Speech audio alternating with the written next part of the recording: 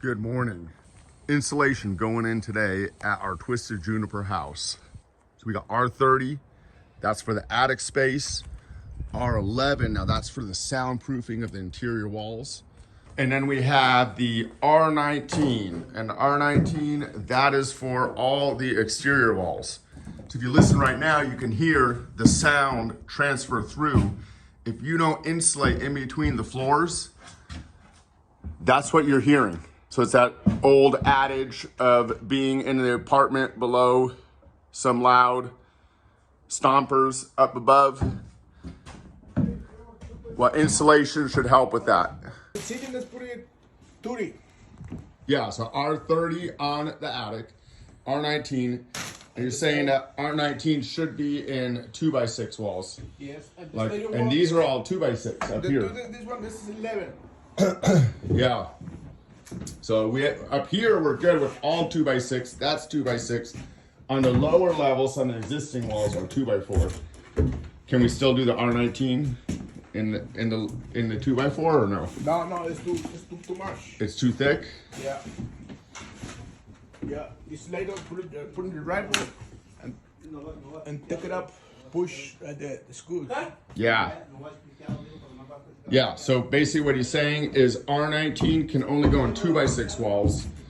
So down here below, where we have these old existing 2x4 walls that were rebuilt, these are original, we'll have to re-put back the R13, right?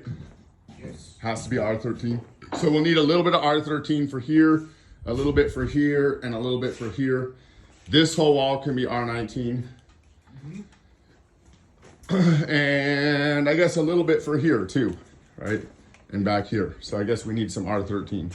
We're looking good then. Things are looking up. Great to see the insulation going up today. It just means that we're one step closer to actually getting the drywall up. There's a few things that I did prior to this insulation going up. I documented all the walls in the entire structure,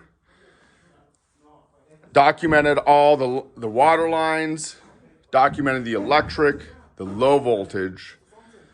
Every single wall and ceiling has a picture taken of it, as well as a full video. I would say it's about a 10-minute video going through the entire house.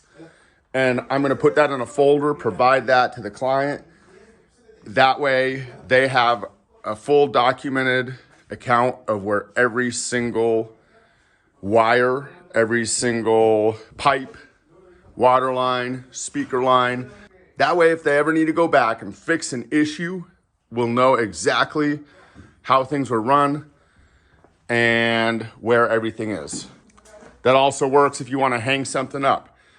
Like right here, we have backing, right? We know that that TV mount is going right here. Let's say they want to move that down the line. They can go back to that video and those documented photos, look at those, and then see if it's even feasible to move that. Another thing that I do is I check for all the backing that is needed. I do a once over and we look for any backing that might be missing. Anything that the cabinet guys need to do, like install these for the floating shelves. So these are already installed to the existing studs. No need to add backing for that. Those are already in place. The cabinet guys came, they're good with everything else. We did a pre-walk with the cabinet guys. Another very important thing to do is that pre-walk, which we did, ensuring that everything is where it should be. I added an auxiliary low voltage line, just in case, for the low voltage lighting that's going underneath these shelves. So that is the double checking we do before drywall of all the walls. Another thing I do is I ask the clients to do a thorough walk and just double check everything. Check all the light locations. We have about 1 week left before drywall. So if there's anything that needs to get added, an example of that is here we have this water line coming in, and we decided to add an electronic descaler. and I'll do another little video about what that is and how that works. But we're gonna add a little power here, an access panel, which will be accessed from the outside of the structure, and then add that electronic descaler. So that was an add-on. So that concludes the basic steps that I like to do before we cover everything up with drywall.